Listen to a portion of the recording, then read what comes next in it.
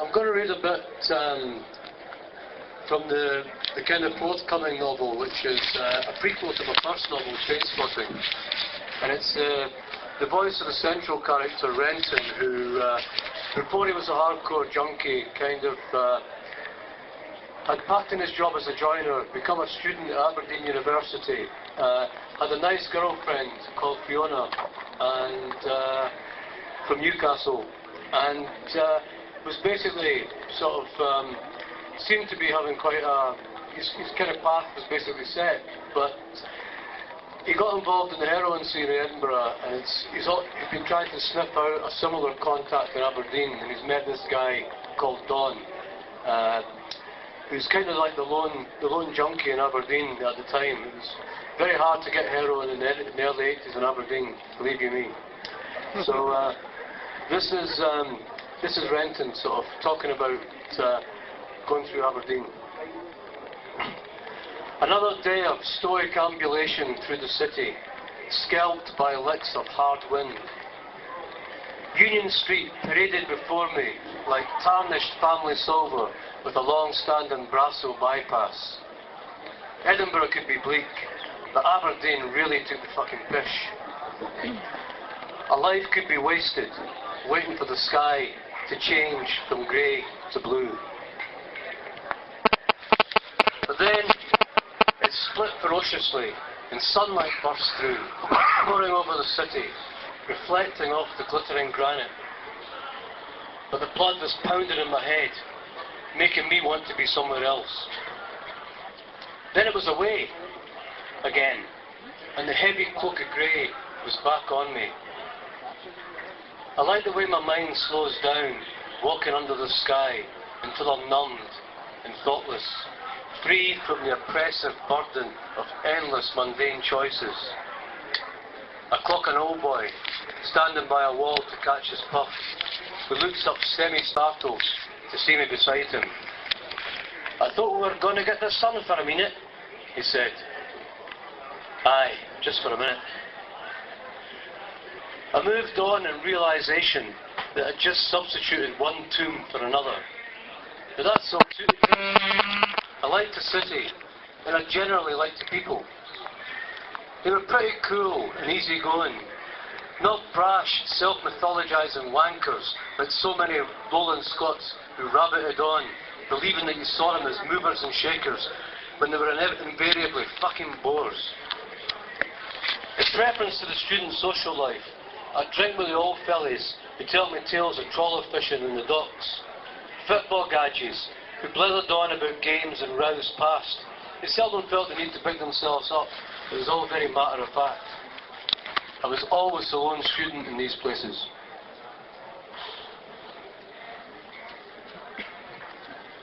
But yet, this was all so close to Marshall College, that graph paper printout of a building.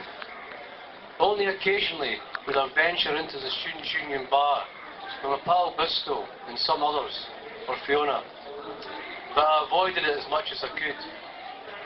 One time I was dragged in for Joanne, Bisto's girlfriend, her birthday drink. She was a bit pissed.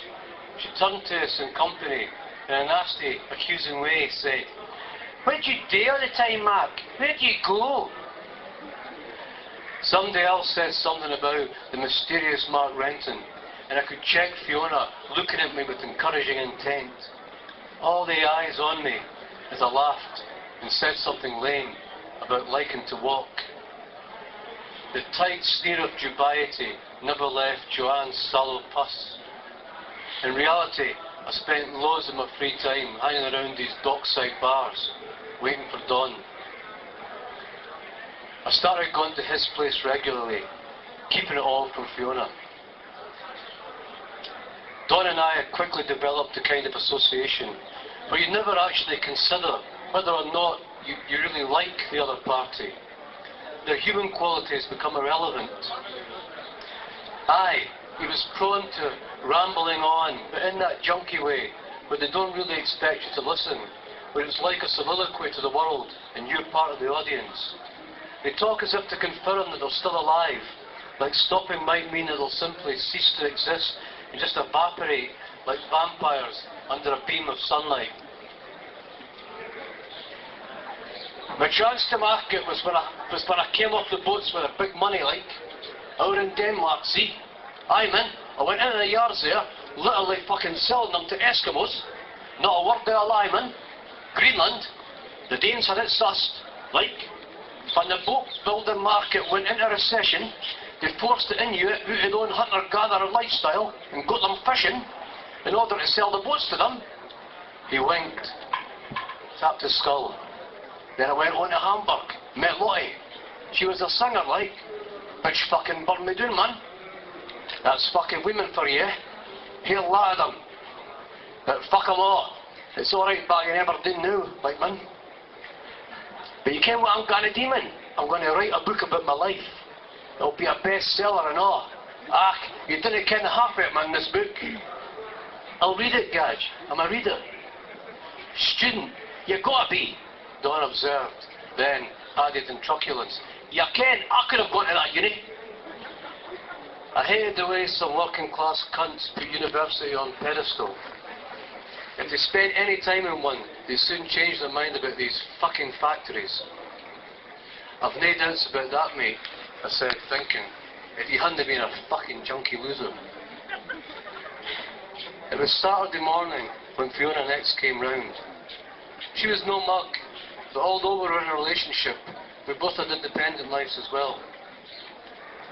Edinburgh was close enough for me to tell her that I was going home for a night on some pretext or other, usually to keep an eye on my grieving family, who were still devastated by the death of my younger brother.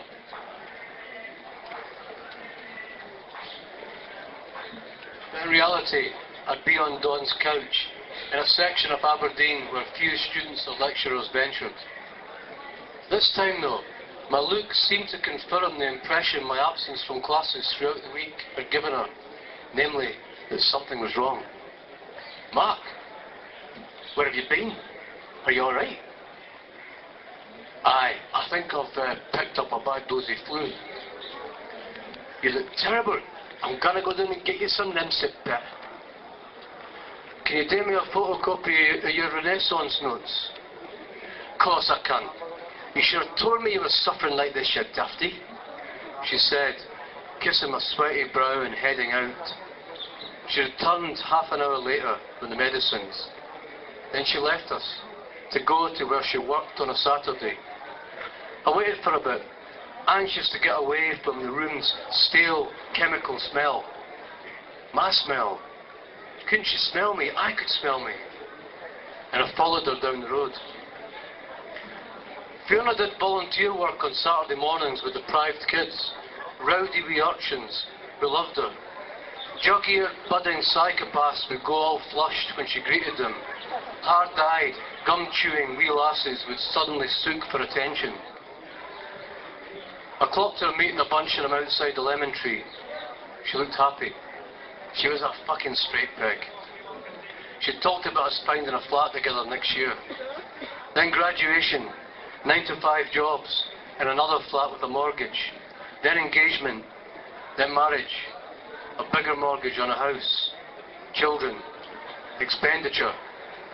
Then the 4 Ds, disenchantment, divorce, disease, and death. For all her protestations to the contrary, that's who she was. That's what she expected. But I loved her, and thus fought hard to conceal the ugliness that she brought out in me. I came, standing in the road, watching her patiently herd the cat-like kids into the theatre. I could never be like that. Could never have her. Never really have her, in the sense of giving myself to her. Or perhaps I was just being a fucking bam. There was more than a degree of acceptance for me in her world. My ma and dad's aspirations were decent.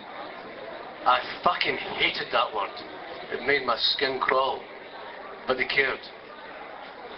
In the bookshop, I took up a spying position, hearing them for the adjoining cafeteria. There was a specoid, gawky and enthusiastic, with Fee and the kids.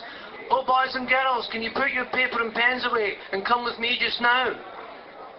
She would eventually be with somebody like him. Maybe a cooler version who got a ride once in a while. Perhaps a bit more of an arrogant cunt, who eventually would fuck her about, but in essence the same. Dress them in an anorak and stick Coke bottle specs on their coupon, or dress them in a rugger shirt and pump them full of muscle. It makes no real difference. A straight peg is still a fucking straight peg. When Fiona came back, I was sitting up waiting. I hadn't taken anything besides 2 Lemsips. Her hair, wet with the rain. She dries it with a towel she produces from her backpack. The kettle's on, and I made some hot chocolate.